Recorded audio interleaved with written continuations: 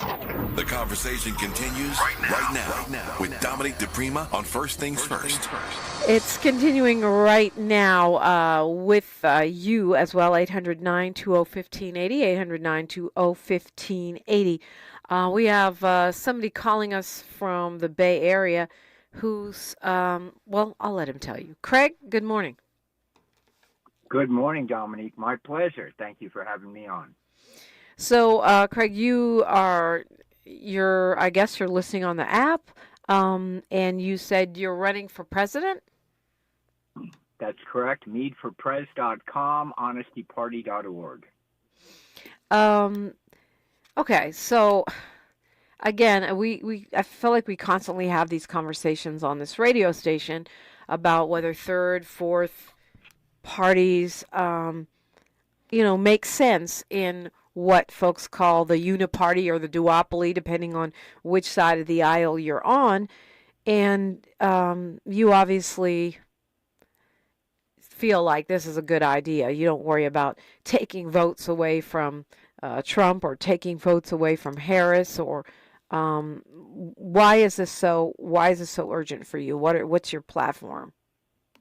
Well, I'd like to get into my history first, so you know who you're talking to. Well, I mean, we're not going to do a whole segment right now. If you want to do that, we can definitely connect with you and give you that opportunity. But calling in on the fly, go ahead. Absolutely. Yeah. I spent 45 years teaching hardcore kids in barrios and ghettos, primarily African Americans, and they say learning from Craig is like drinking from a fire hose. So I hope your listeners. And again, I'm very honored to be on your show.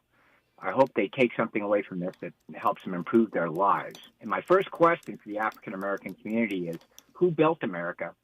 Who built Detroit? And what did you get for it? This is a wealth-building Wednesday, and I want you to all think about how can we not only become more empowered through an African-American female black president or someone like Cornel West, but what are we going to get for it? What is Cornel or Kamala going to deliver for you? And then the next question becomes, how can a third-party candidate, whether it's Jill Stein, Cornel, or anybody, actually make a difference? Are they just there to take away votes? Are they there to pressure a candidate? What's the strategy here? And my strategy is to win. I've passed national law unanimously. Very few people have done that. I'm undefeated in the courts, Supreme Court, military court, multiple state superior courts. And I teach the kids that I work with, some of them in juvenile detention. I teach them, this society put you in that position. What are you going to do? What's your game plan for getting out of it? Not just your game plan for winning an election. And part of that game plan involves the guests you just had on, the Dillard brothers. African-American communities that have a successful business that reach out and lift up the kids coming out of your projects and your detention facilities can have a great impact. You can change lives. Right now, 50% of the prisoners on life sentences are black. Only 0.4% of blacks own homes in Manhattan. Okay, hold that thought, Mr. Mead. We've got a hard stop for news, traffic, and sports right here. You are a white guy yourself. You're saying you've taught in ghettos, and therefore we should choose you over an African-American candidate, whether a Democratic or, Justice for All party. Look at why you think that when we come forward on KBLA Talk 1580. The station you turn to when you've had it up to here with cultural incompetence. KBLA Talk 1580. And Mr. Mead, you're a white guy. Actually, I'm adopted, so I'm not sure of my heritage. I could be Jewish, Scottish, Italian, Spanish, probably have some African and American in me. I don't know. What I do know is using that kind of a label and this kind of a conversation alienates us. I know that we're both Americans. We speak the same language and we have similar objectives. Let's focus on that. I do know, having grown up in Los Angeles and seeing the poverty here in San Francisco, that African Americans are falling further and further behind. And I came to this show to teach you how you can change that direction. It starts by having enough respect for each other to love each other, to care about each other. I care about your kids and the community in Los Angeles that's suffering due to heat waves, droughts, poverty, homelessness. I mean, downtown Los Angeles speaks volumes about what's happening in your county. And if you want, some of the lessons that I teach you can change that overnight. Here's your first lesson, and I'm going to try to keep these down to about 30 seconds each so you can absorb them, you can play them back, listen to them again, or make a list. The first lesson is America right now, as I mentioned, is engaged in a record-breaking genocide, and Kamala Harris is responsible for that. Legally, she could have removed Joe Biden due to his mental infirmity more than a year ago. And so as a result of failing to do that, she's guilty of gross criminal negligence. She should be indicted and she should be prosecuted. I know that's a hard lesson for people supporting her to admit, to honestly admit, and that's why I run the Honesty Party, is that you have to be honest about the facts. What I just said is a fact. Now, it's also a fact that Donald Trump is a train wreck disaster, and so given the choice between the two of them, clearly she's a better choice. But being forced to choose between a confessed child molester who's a felon and theoretically tried to overthrow our country and someone who's engaged in a record-breaking genocide indicates that our political system is completely dysfunctional. I hope we can agree on that fact. So the question becomes, how do we fix this? Can we convince Kamala Harris to end the genocide and then deliver on all of those great promises? I will admit she has the potential to be a JFK LBJ kind of reform president that creates great changes in this country, and she probably will create some good things. But we need more than that at the rate we're going, at the homeless situation we have, the climate situation we have, the economics, the taxes. There are so many objectives that she needs to deliver on to turn this train wreck around that the big question becomes, can she, will she deliver? And when you see someone engaged in a record-breaking genocide, it tells me no. It's all lip service, and don't count on anything great for your children when the children are being massacred overseas due to her decisions. That's another inconvenient, uncomfortable fact. So when I see Cornel West and Dr. Jill Stein unable to apply the pressure required to get the White House to change direction, to get Kamala Harris to come out stronger in favor of those women and children being massacred, I ask myself, what can we do as Americans stuck in this? We're all stuck here together. I'm stuck in the middle with you. Black, white, Asian, Hispanic, we're all stuck together here. Muslims, let's not forget the Muslims. They're getting stepped on these days. What can we do working together to ensure that the people at the White House and the people in Congress and the people at the state government, Gavin Newsom, and the people who run your city, Los Angeles, listen to us and quickly respond to crisis with effective solutions? I posted these lessons, 16 of them, on your Twitter feed, and hopefully you don't delete them. But I want to go through them real quickly here. Step 1, listen. Listen to all communities, and you might learn something, regardless of their skin color. Lesson 2, teach. Nothing accelerates change like sharing the things you learn, the tips along the way. Lesson 3, act effectively. Today, you had an opportunity to learn how to use ranked choice voting right now in every state in the nation to pick your president any time of year from a wide range of candidates. It seems like that's a solution everyone's looking for, and we could have covered that today, but unfortunately, we didn't. Lesson 4, innovate. Don't be afraid of failure. Lesson 5, practice forgiveness. Getting involved in the blame game is not nearly as enjoyable, enlightening, or uplifting as moving forward and healing old wounds. Lesson 6, uplift others. It will make you live longer. Lesson 7, form alliances. A diversified group is far more resilient.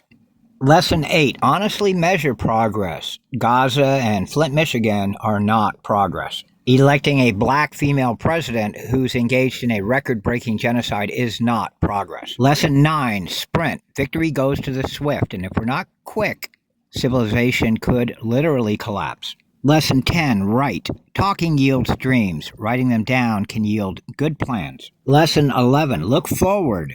Folks living in Los Angeles don't realize how fast climate change may make the entire region uninhabitable. Lessons 12 and 13, trust your kids and trust your elders. 14 and 15, support education, libraries, and organize. And lesson 16, broadcast more. We knew you'd stick around. This is LA's home for progressive talk radio. Be heard. Welcome back to KBLA Talk 1580. I'm really looking forward to see what the numbers look like, by the way, for last night's debate. I know they will be robust, probably one of the most watched of all times. Polling starting to come out about who won, and it's decisively showing Vice President Kamala Harris.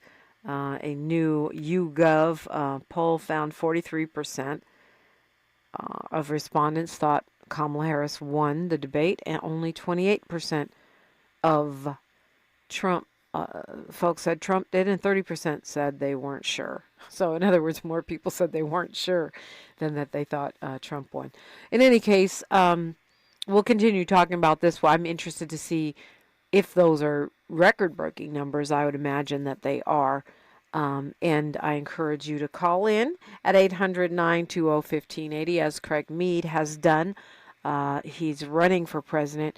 And Mr. Mead, you're a white guy, and you're telling me that we should vote for you over Cornel West or Kamala Harris because you taught in the ghetto for years? Am I mischaracterizing that? Because it sounded like you were saying somehow you had more to offer our community than those two folks who have also served in the community for years.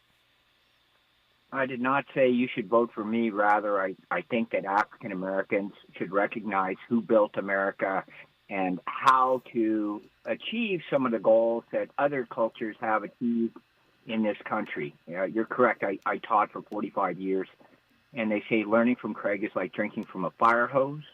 I want to think about what Breonna Taylor got, who was a service to the community, what Jacob Blake got, a father, a tragic situation in Kenosha. I want to think about what I just said.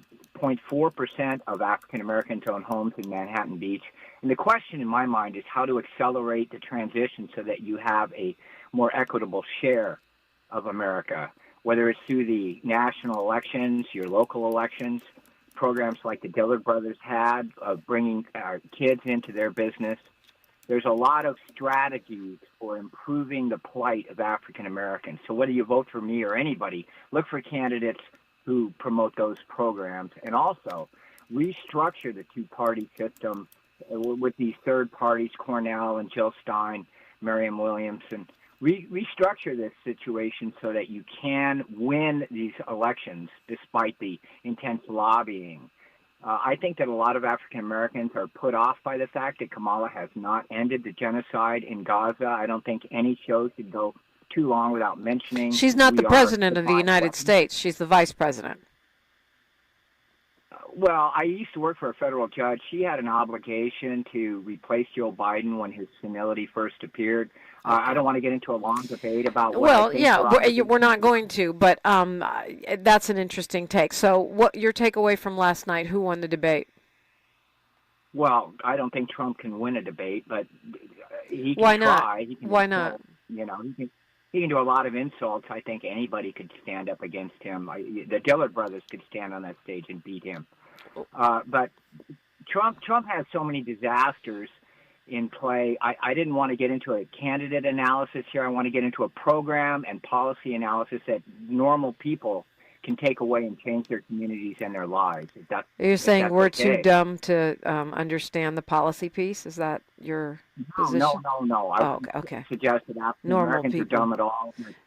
Taught, generally speaking, African Americans accelerate faster by margins when you're in a classroom with them.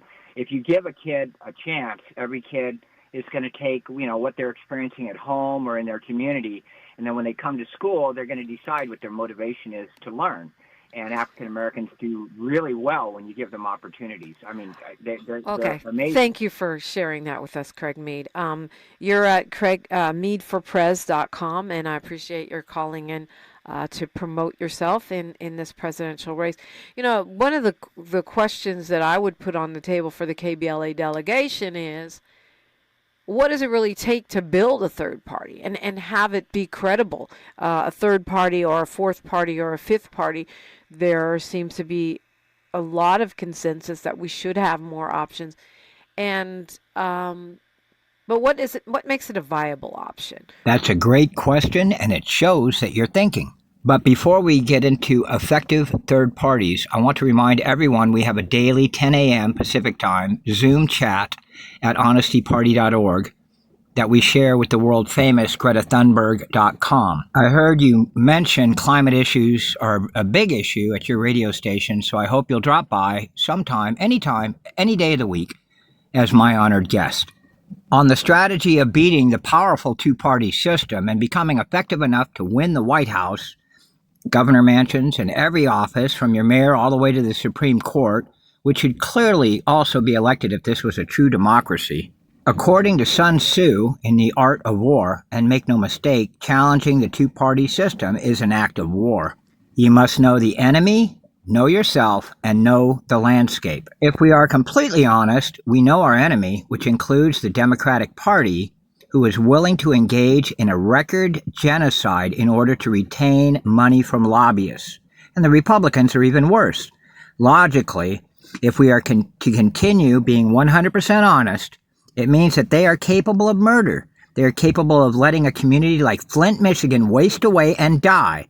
They are capable of letting 100,000 homeless people waste away and die on the streets of Los Angeles. Gavin Newsom did that. He's a Democrat. Make no mistake, they are your enemy. They are capable of fumbling plans and offering bogus, ineffective solutions that line their pockets while Earth literally burns. To summarize these facts, they are capable of watching all life on Earth go extinct so they can enjoy better wine than you do. To know yourself and the allies in your group, you have to admit most of them are easily hypnotized by people like Jill Stein, Cornel West, Bernie Sanders, and today Kamala Harris. And yet not one of these fine hearts brought effective strategies and sane, humane, holistic healing solutions to the table. Not one. Sure, every politician talks a good game. I designed systems that ran OBGYN clinics, hospitals, and national HMOs. And when you deliver programs for patients, the goal is they live longer, happier, healthier lives. When you called my policies right-wing, I cringed, remembering I'm further left than Bernie Sanders on the issue of healthcare. And on that topic, Kamala Harris looks like a flip-flop politician at best and a corporate hack at worst. My healthcare policy delivers free, universal healthcare on day one with no copays and no premiums. No other candidate can deliver that. I can do it easily. But I am the first climate-focused presidential candidate in human history. So let's make sure you understand within 90 days, homelessness across America will be an ancient memory, and the infrastructure required to dodge many of the climate impacts coming to communities like Los Angeles, like Phoenix, like Las Vegas, will already be in place so that we can absorb the mass migration that is already taking place. This landscape inherent in the Americas means that millions of people will be crossing our borders headed for the cooler poles, which will still allow humans to grow crops. This isn't some future 50 or 100 years from now. It's already happening, and it's going to exponentially accelerate. I hope you all love immigrants because they're coming no matter what any of us believe we can do, short of machine gun nests every 100 yards at our border. On the subject of infrastructure, my plan immediately provides all the housing required for both the homeless population and all African Americans and whites and Asians, Latinos, everyone living in barrios and ghettos where most of that housing is literally toxic. No other presidential candidate can deliver that kind of landscape for the American future, and at the speed required to dodge the worst impacts of global warming. On the subject of economics, my plan relies on exports of green tech. I've worked on national infrastructure and utility-scale power generating systems. You're probably familiar with San Onofre Nuclear Generating Station right down the road from you.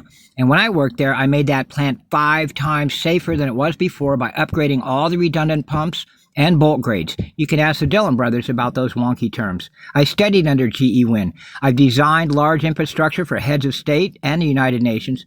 And so when I say we can become a zero-emission nation in just 2 years, and a zero-emission planet in 4, we can if we sprint. Along the way, Americans will be making trillions of dollars, and my plan channels that money into their pockets, just like Alaskans enjoy from oil revenue, Norwegians, Kuwaitis. Lots of people benefit from the production of crude oil. My plan upgrades our infrastructure so that Americans literally get a $2,000 per month UBI from the production of energy and energy-related projects and products like green hydrogen. This isn't some pie-in-the-sky dream some politician promises you. This is infrastructure we can deliver if we work together. I hope that capitalist agenda that solves homelessness, the healthcare crisis, wages, climate isn't too right-wing for you. I believe in a $25 per hour minimum wage, and I also understand how some small businesses are going to need exemptions.